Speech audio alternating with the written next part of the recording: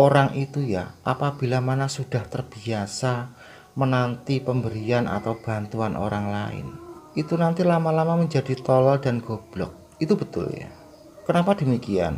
Suatu contoh begini, kamu di warung kopi, mungkin di antara teman kamu itu kalau di warung kopi kalau dibayar itu iyo wae. Ada rokok iyo wae. Gobloknya di mana? Bila mana ada argumen, tentunya dia itu hanya mengikuti arus air mengalir bagaikan ikan mati. Jadi gobloknya itu di situ. Tapi walaupun orang itu kere tidak punya apa-apa, andai kata dia bisa menahan dan menjaga diri dari sifat meminta-minta, dari sifat menanti pemberian atau bantuan orang lain, orang itu punya wibawa, punya argumentasi, dan cerdas atau pinter. Kenapa demikian? Karena orang itu tetap berbesar hati, bukan kecil hati lagi. Hal tersebut saya sudah meneliti sejak saya masih remaja, sejak saya masih kecil, bahwa orang yang terbiasa menerima atau menanti pemberian atau bantuan orang lain, orang itu benar-benar goblok pekok atau tolol. Yang tolol bukan otaknya, tapi yang tolol itu nyalinya. Dan yang saya maksud dalam video kali ini adalah orang yang terbiasa, ya. Jangan disalahartikan. Orang yang terbiasa, orang yang selalu. Kan jelasnya begitu ya. Kalau cuma sekali dua kali itu enggak apa-apa, itu wajar. Tapi kalau keterusan, nah itu yang saya maksud adalah orang yang terbiasa, yang selalu, dan keterusan. Dalam video kali ini saya mau membahas atau berbagi cerita tentang masalah bansos atau bantuan sosial atau yang serupa itu yang ada di lingkungan saya, yaitu Desa Sidodadi, Kecamatan Sukosewu, Kabupaten Bojonegoro, Jawa Timur.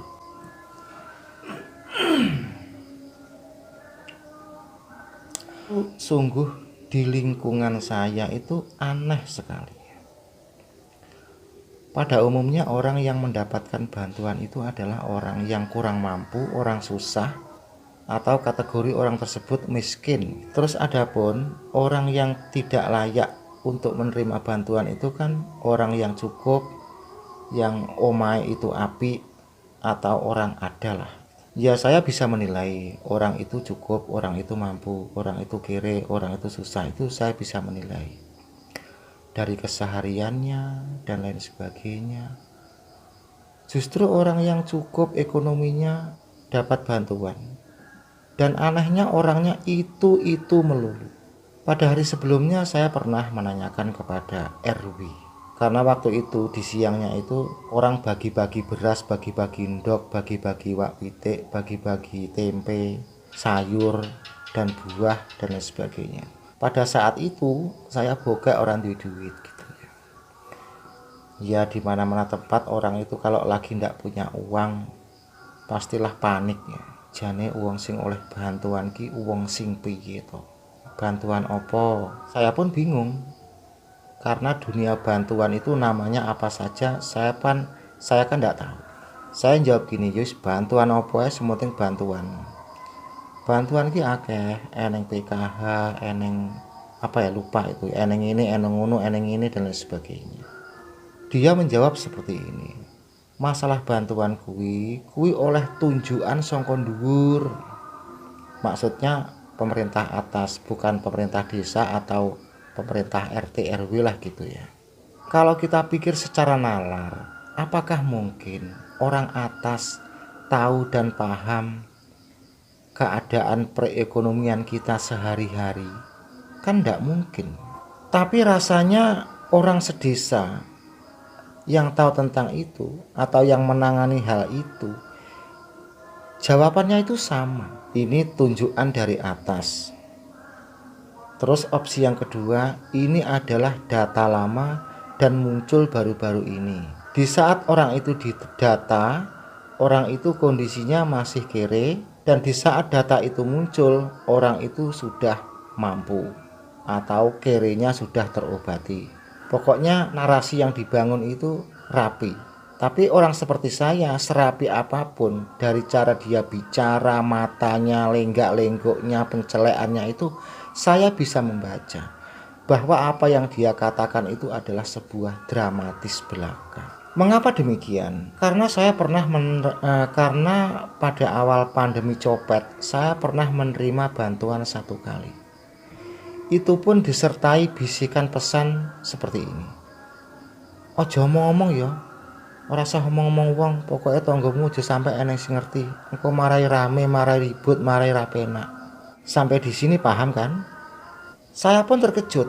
Oh, begini toh caranya orang membagi bantuan kepada masyarakat itu. Kaget saya. Karena saya kan rakyat biasa, bukan cebong, bukan baser, bukan penjilat. Jadi urusan pemerintahan cilik-cilikan seperti di desa itu tidak tahu. Dan saya pun di kampung ini bukan seorang aktivis, bukan seorang aktivis gerudak-geruduk rono geruduk rene, itu bukan.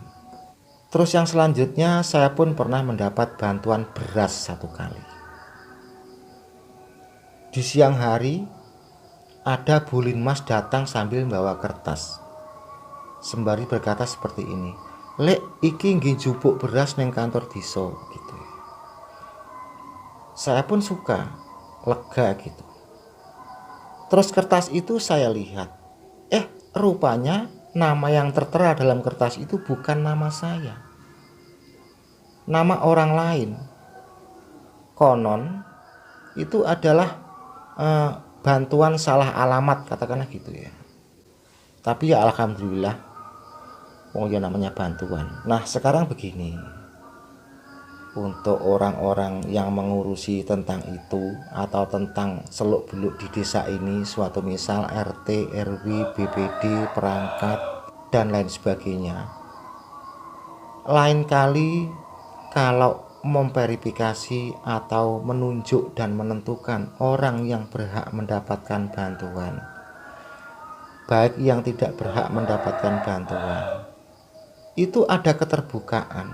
Artinya dikala membahas atau membicarakannya itu ada keterbukaan. Loh, engko lak yo marai ribut apa alik? Masalah ribut atau tidaknya itu sesuatu yang pasti terjadi. Wong ngurusi desa kok ora wani ribut? Ya tentunya orang ngurusin masyarakat atau ngurusin desa itu maunya ya orangnya nurut, manut, ndak banyak protes. Nggih Pak, iya Pak, iya enggak nggih, maunya seperti itu. Kalau maunya seperti itu, anak tamatan SD pun bisa. Terus selanjutnya, bila mana kebetulan ada pengurus itu atau orang yang mengurusi desa Sidodadi ini melihat video kali ini, jangan buru-buru komplain dulu. Ojo kok ngene, maksudmu apa nggawe video iki? Lek wani ojo kur video, tekok kono nang kantor desa kono, jangan seperti itu. Mungkin Anda mengatakan tidak tepat, wong terpublikasi. Inti dan poinnya dalam video kali ini bukanlah merupakan video untuk menghujat personal atau seseorang secara individual, bukan video menebarkan kebencian, tapi ini adalah video edukasi. Ngerti ra edukasi?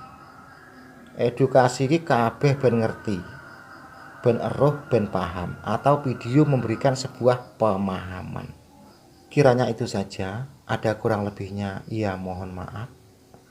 Karena antara Anda dan saya adalah sama-sama manusia, tempatnya salah dan kilaf. Wassalamualaikum warahmatullahi wabarakatuh.